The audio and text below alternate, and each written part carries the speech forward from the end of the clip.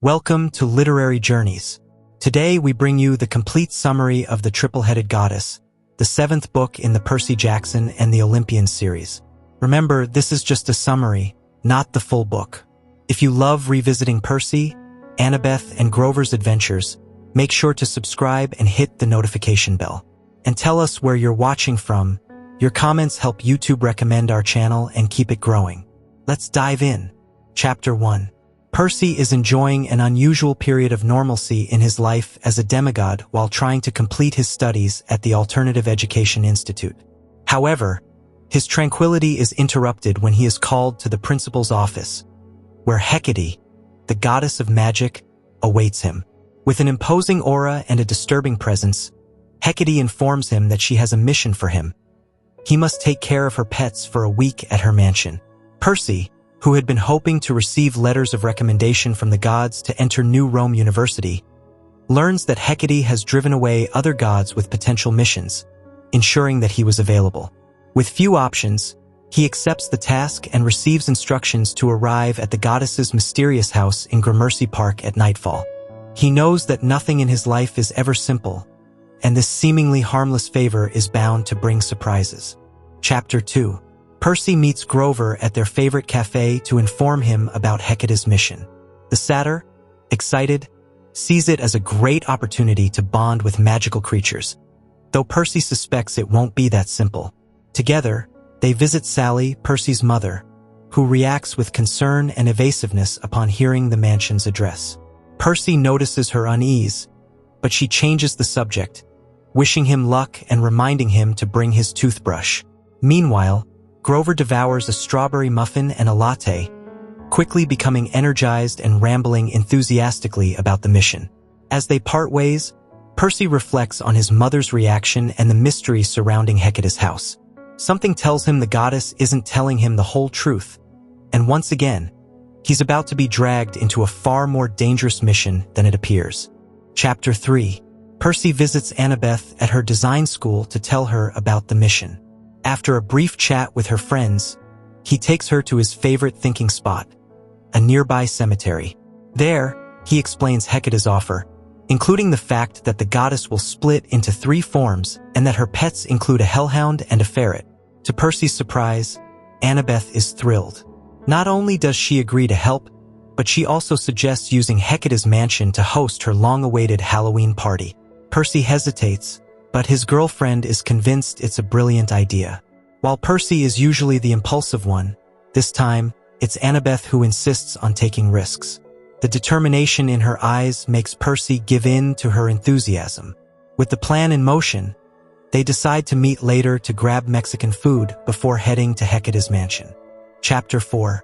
Percy, Annabeth, and Grover arrive at Hecate's mysterious mansion in Gramercy Park, discovering that its exterior is hidden by a magical illusion. Despite the eerie decorations of tombstones and gargoyles, Annabeth is fascinated by its potential as a haunted house.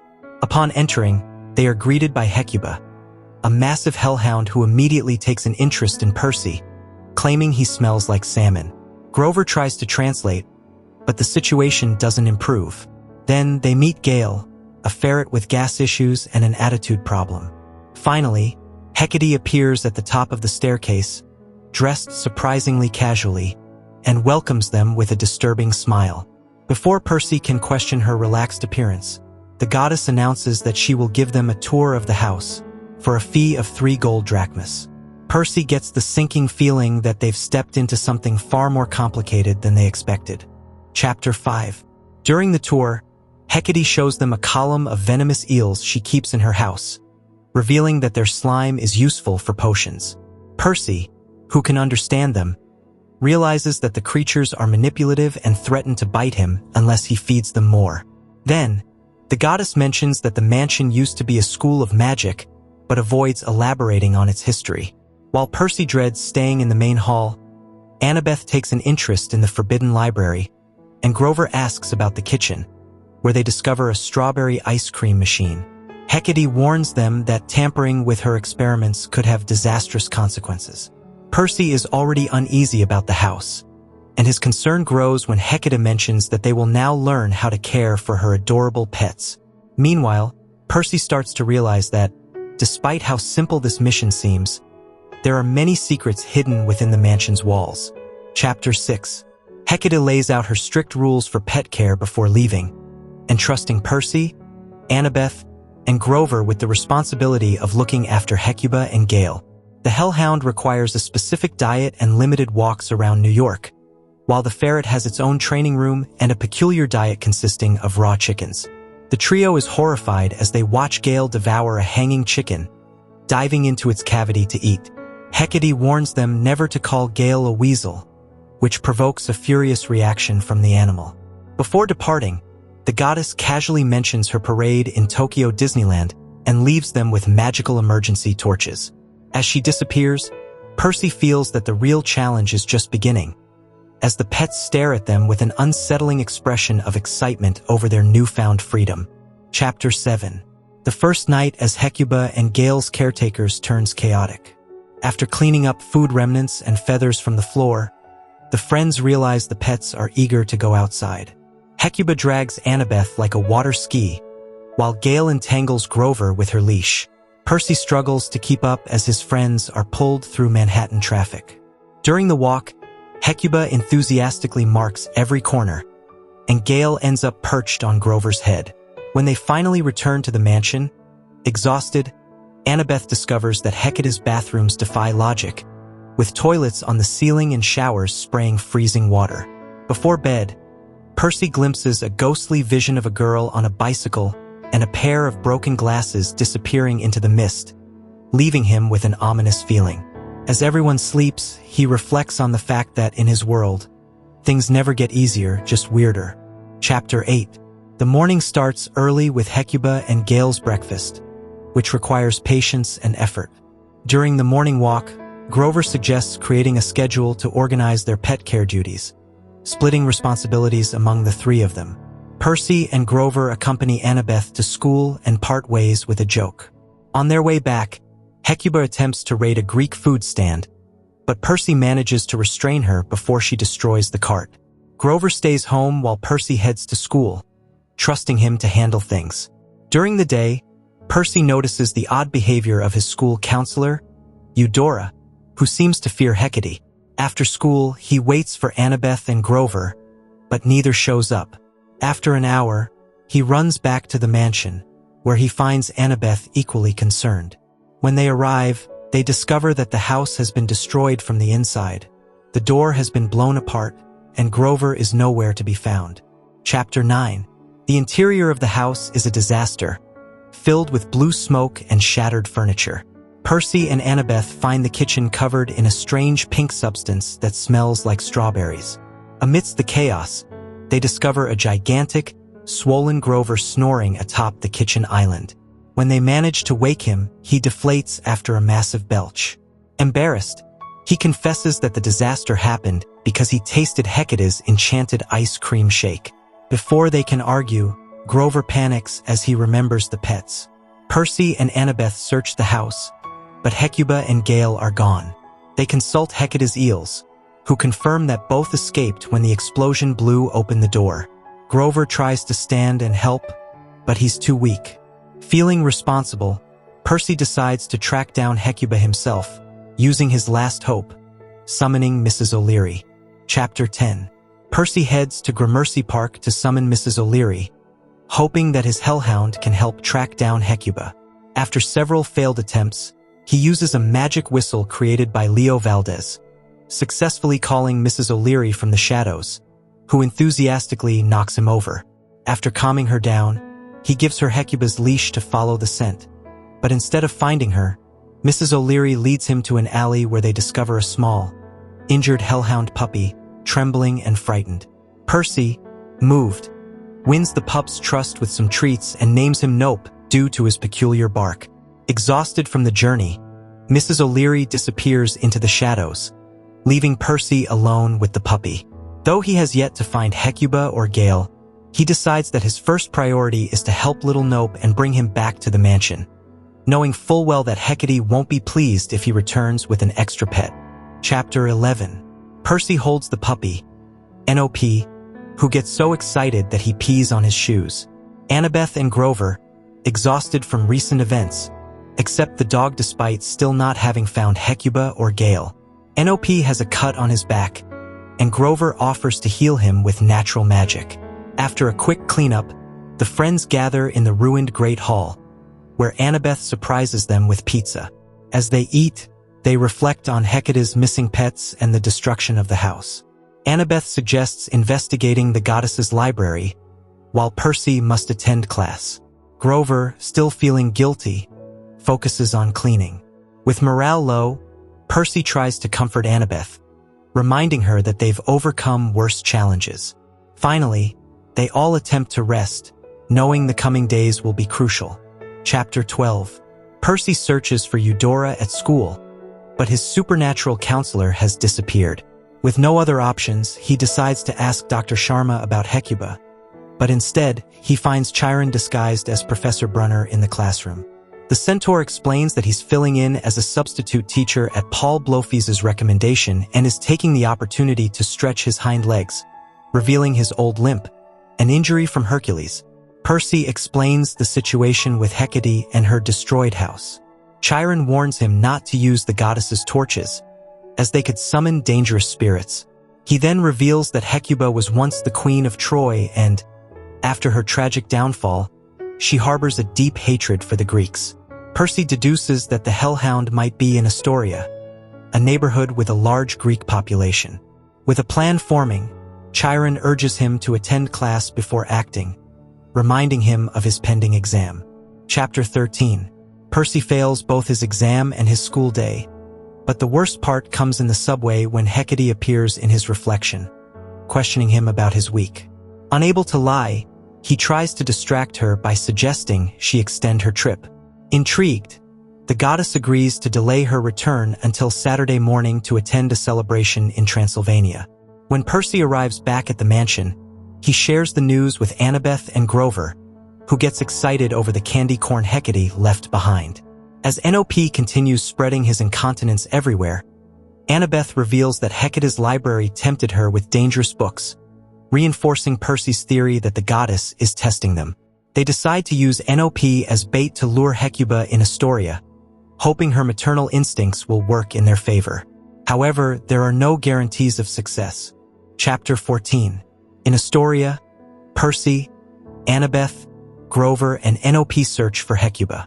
The puppy leads them to Athens Square, a park decorated with Greek statues, including one of Athena. Annabeth jokes about her mother, while NOP tugs on his leash toward a shadowy stain on the ground, possibly Hecuba's trail. Suddenly, a terrifying howl breaks the silence, drawing them to a Greek restaurant where customers flee in panic, screaming about giant rats. When they arrive, they see Hecuba on the rooftop, reveling in the chaos while her resurrected Trojan soldiers attack. During the battle, Percy is touched by an undead warrior and is thrown into a vision of Troy in flames, reliving Hecuba's agony over losing her children. When he regains consciousness, he vomits and feels weak. Annabeth deduces that Hecuba wants to share her suffering with the Greeks of New York. Before they can react, more screams echo through the city, forcing them to run toward the next threat. Chapter 15. Following the trail of destruction, they find Hecuba at Papu's pastry shop, where an elderly Greek man is trying to fend off the undead Trojans with a broom. Annabeth, Grover, and Percy take down the invaders, though Annabeth is touched and left dazed. Grateful, Papu offers them baklava, but they decline and continue pursuing Hecuba onto a rooftop. There, the Hellhound seems hesitant, drawn by NOP's scent. Percy uses the puppy as bait, hoping to appeal to Hecuba's maternal instincts. Grover translates her growls while Annabeth mimics a nurturing mother to provoke her jealousy. As Hecuba approaches, Percy attempts to leash her, but he isn't subtle enough. Enraged, Hecuba leaps into the void, activating a portal of shadows. Still holding NOP, Percy is pulled into the swirling darkness, leaving Annabeth and Grover behind. Chapter 16. Percy is dragged through the shadows by Hecuba in a chaotic journey while holding NOP, who barks excitedly.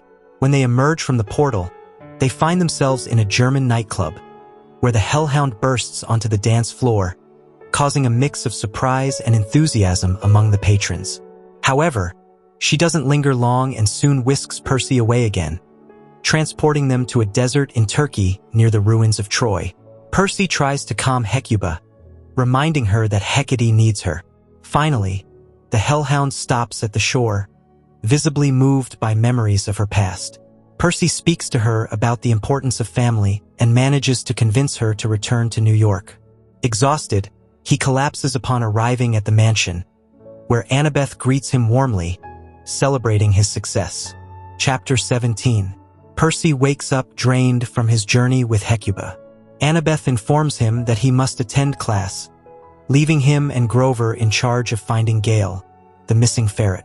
Grover suggests connecting with the earth in Gramercy Park, a method that involves burying himself in the ground to receive information from animals and nature. As Percy watches, dozens of squirrels surround Grover, along with a massive rat named Eustace. After an intense trance, Grover wakes up and reveals that the only clue about Gale is her presence on Lafayette Street alongside, for spirits from beyond the coast. Percy and Grover decide to start their search in Manhattan, uncertain about the meaning of the cryptic message. Before they leave, Percy is unsettled when he discovers a pair of mysterious glasses in Hecate's library, with initials that feel eerily familiar. Chapter 18. As they explore Lafayette Street, Percy and Grover notice an unusual concentration of perfume shops, reminding them that Gale, before becoming a ferret, was a witch skilled in potions and fragrances. They spot a Greek-themed perfume shop called EA and decide to investigate. From the window, Percy senses the presence of a hostile naiad.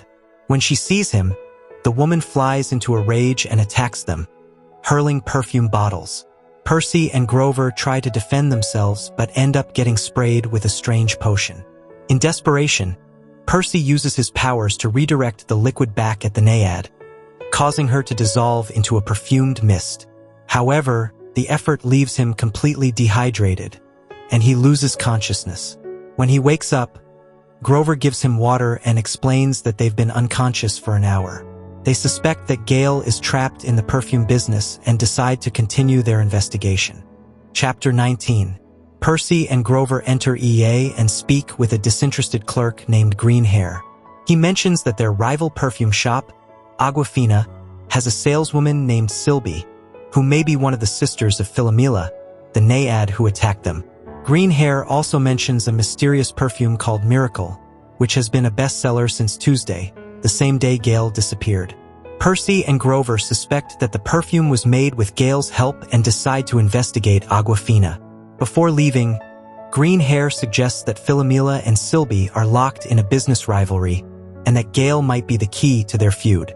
Convinced that the mustard is caught between the sisters, Percy and Grover prepare to enter the second perfume shop, fully aware that another magical attack may be waiting for them. Chapter 20. At Aquafina, Percy and Grover pretend to be customers. Grover, posing as a perfume buyer for his girlfriend Juniper, manages to distract Sylvie, who confirms that Miracle is just a cheap product made by her sister, Philomela. Percy notices the presence of another naiad in the shop, confirming their suspicions. When Sylvie begins to grow suspicious, she attempts to spray Grover with a sample of her special fragrance, Enchanted, but at the last moment, she changes targets and sprays Percy directly in the face. The liquid paralyzes him, and Sylvie kneels beside him with a triumphant smile, revealing that she remembers him well and is about to turn him into nobody. Grover, horrified, stands frozen, unsure of how to save his friend as Percy lies helpless on the floor. Chapter 21. Percy is paralyzed by Sylvie's enchanted perfume, Enchanted, one of the naiad sisters who own perfume shops in Manhattan. While Grover tries to negotiate Percy's release, Sylvie reveals that she wants to impress her sisters by harnessing the power of Gale, the magical ferret. Percy gradually regains control of his body thanks to a mysterious remedy from Grover, who distracts Sylvie by offering to feature her in a 5-hoof review in the Ancient Hooved Elders magazine. Using a moment of quick thinking, Percy manages to spray Sylvie with her own perfume, leaving her paralyzed. Grover and Percy wrap her up like a gift before continuing their search for Gale. Just as they finish, Annabeth bursts into the shop and, seeing the scene, demands an explanation. Percy and Grover, still looking disheveled, try to justify the chaos they've gotten themselves into while Annabeth stares at them with disbelief and exhaustion. Chapter 22. Annabeth listens to Percy and Grover's story, scolding them for their lack of planning. Upon learning of the connection to Circe's island, she recalls that the Naiad perfume shop owners were once servants of the sorceress. Now, they seek revenge for the destruction of their home. With a new strategy in mind, Annabeth decides they need disguises to confront the remaining sisters, Deidre and Phaedra. In a costume shop, Annabeth dresses as a Roman noble, while Percy and Grover take on the roles of gladiators. Uncomfortable in his retiarius outfit, Percy endures the cold as they follow the trail to the perfume shop fragrances forever. Annabeth, exuding authority, demands to see the managers, surprising everyone with her performance. The terrified employee rushes to fetch the twin sisters while Percy and Grover brace themselves, still unsure of Annabeth's true plan. Chapter 23.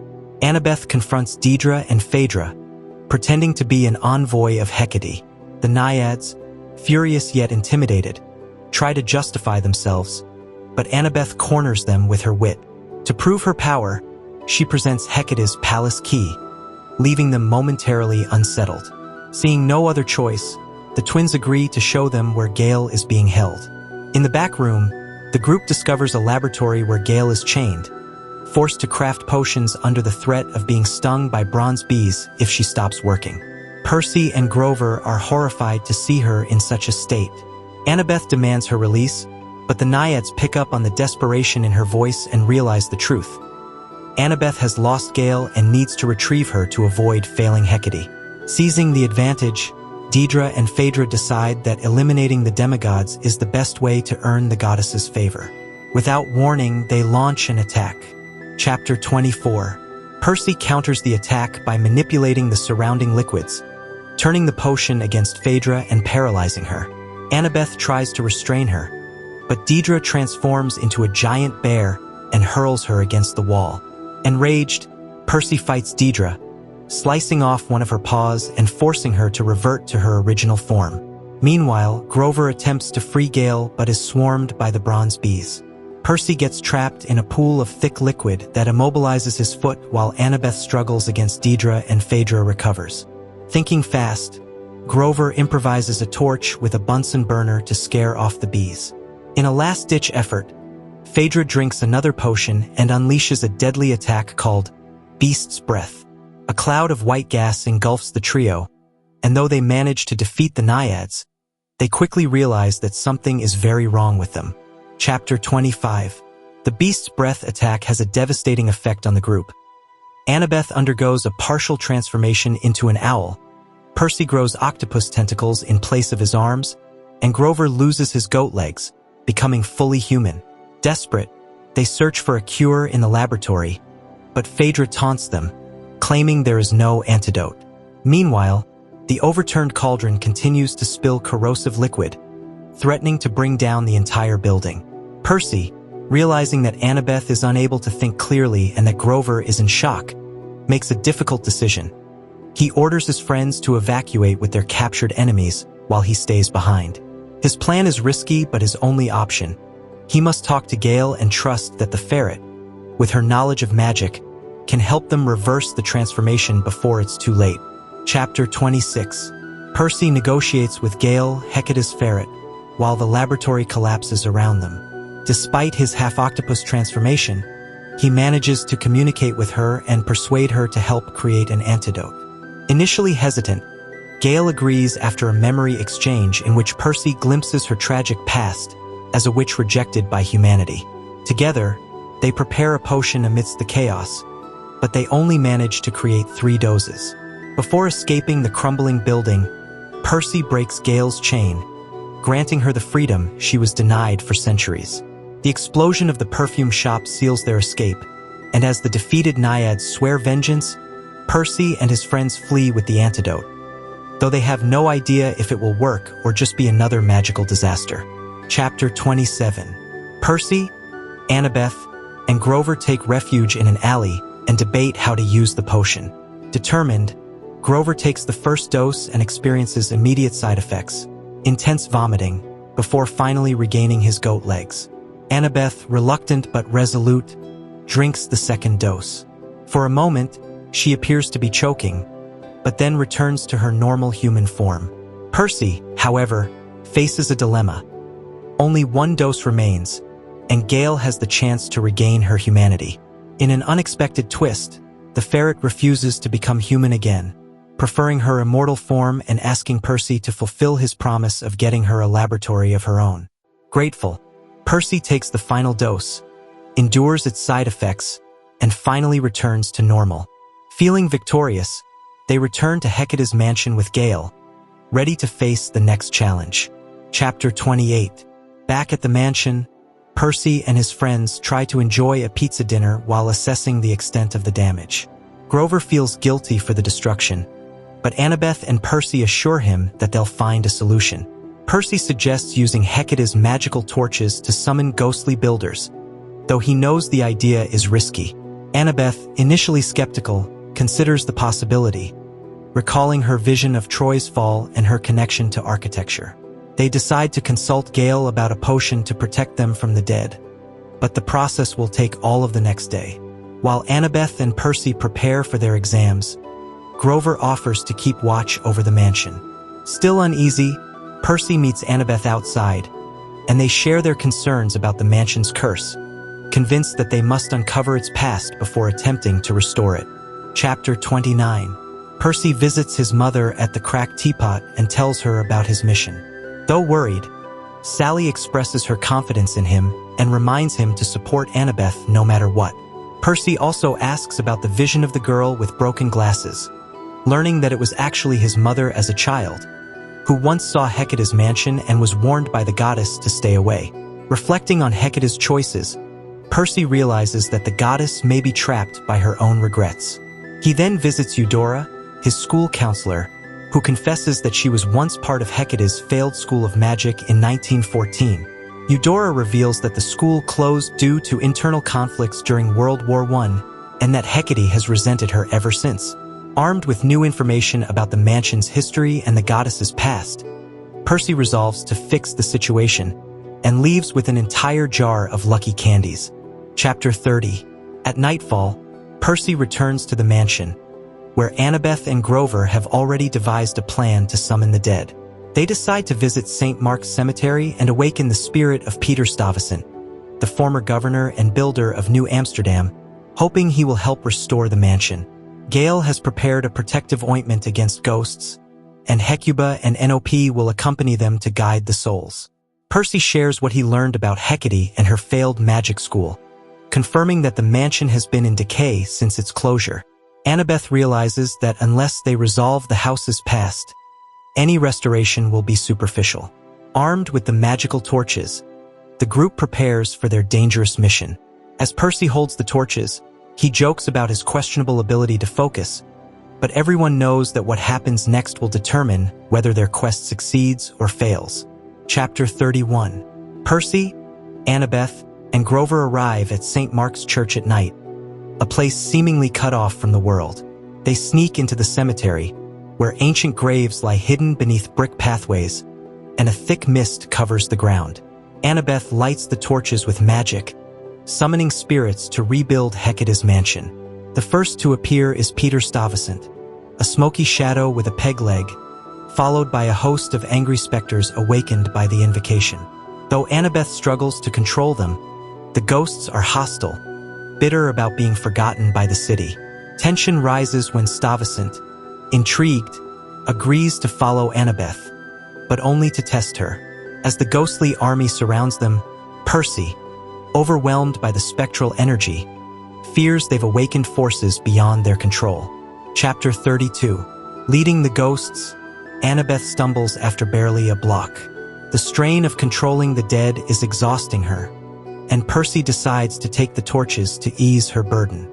Despite Hecuba's warning about the dangers of transferring them, Percy insists, and Annabeth relents, collapsing into Grover's arms.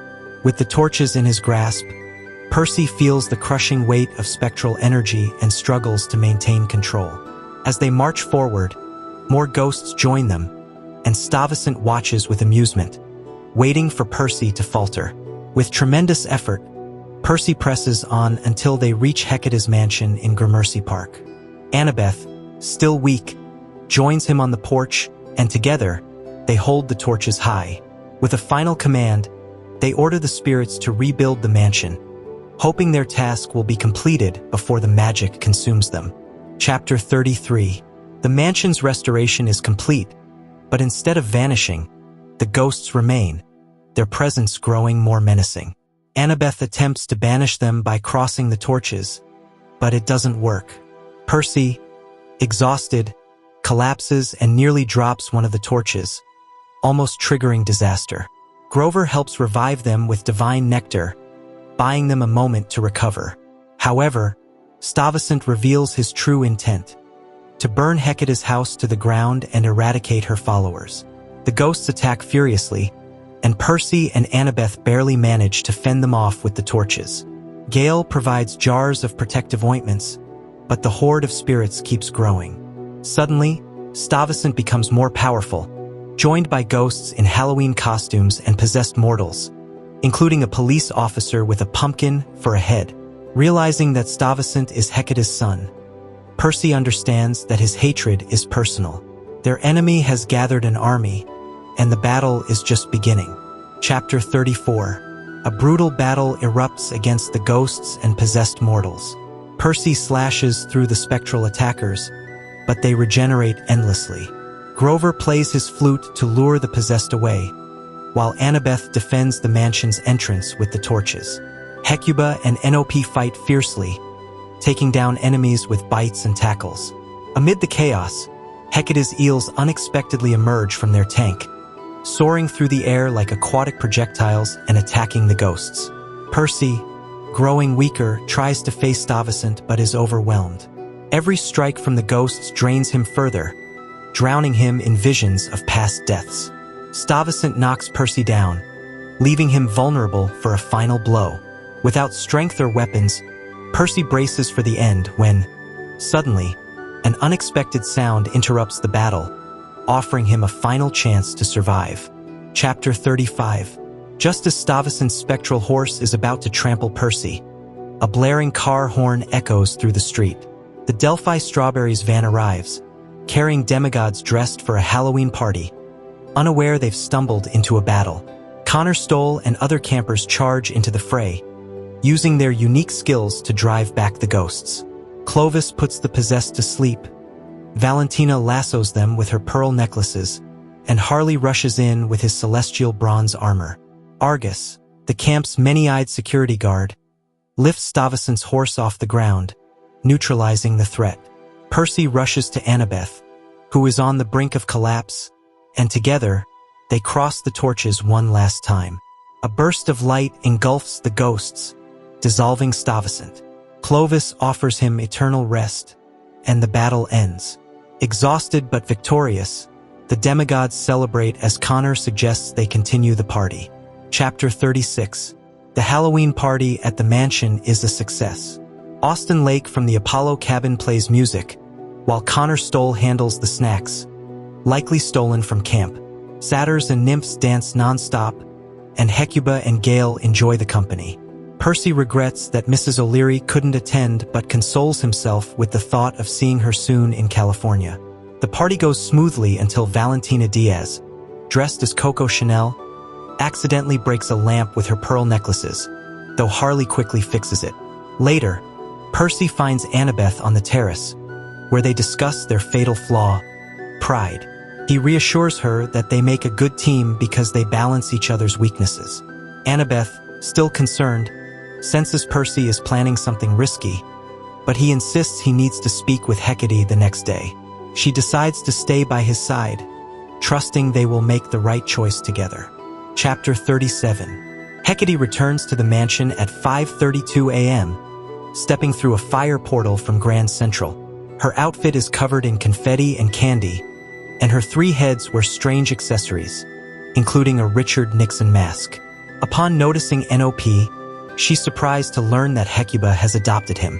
When Percy tries to speak with her, The goddess is distracted until she spots a plastic bottle in the room, pretends to be furious, and incinerates it with purple flames.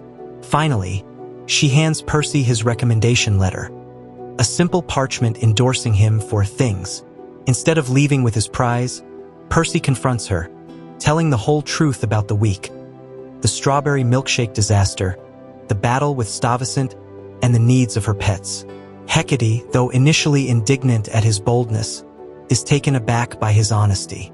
Percy asks her to grant Gale a laboratory, give Hecuba more freedom, and reopen the magic school. After a tense moment, Hecate smiles and agrees to consider his request, admitting that Percy has impressed her. Chapter 38. On Monday, Percy visits Eudora to show her Hecate's recommendation letter. The Nereid, overjoyed, reverently caresses the parchment and nearly cries with happiness. Percy then shares another piece of news. He convinced Hecate to reopen the magic school. The revelation is so overwhelming that Eudora momentarily dissolves into a puddle of water from sheer excitement. Once she reconstitutes herself, she thanks him effusively, dancing around her office in euphoria over her new opportunity as the school's admissions director. Percy, exhausted from the week's events, barely makes it through his classes, falling asleep multiple times. At the end of the day, he returns to the cracked teapot, where he meets his mother. As Sally works on her novel, Percy recounts everything that happened. She congratulates him for leaving things better than he found them and reminds him how proud she is of him. Percy, deeply moved, can barely respond. Before he leaves, Sally asks him to do the laundry and clean the living room, reminding him that being a hero doesn't exempt him from chores. Chapter 39. Annabeth helps Percy and his family prepare dinner. Grover and Juniper arrive later with gifts, an orchid for Sally and a small juniper plant, which they hope won't be confused for Juniper herself. During dinner, they enjoy each other's company, sharing anecdotes from the past week and laughing at the most absurd moments. Paul mentions that Chiron will be covering his teaching position, which Percy finds hilarious. When it's time for dessert, Juniper shares a reflection on home, reminding Percy and Annabeth that their roots will always be with the people they love. Touched, everyone laughs and feels more connected than ever. Finally, Annabeth kisses Percy, giving him the best dessert possible and ending the story with a shared moment of happiness. And that's how the triple-headed goddess ends. A story that shows even gods of magic must face their own past to heal. Thank you for watching this illustrated summary. If you enjoyed it, subscribe, like, and share with other Rick Riordan fans. Tell us in the comments, which moment was your favorite, and what mission should Percy take on next?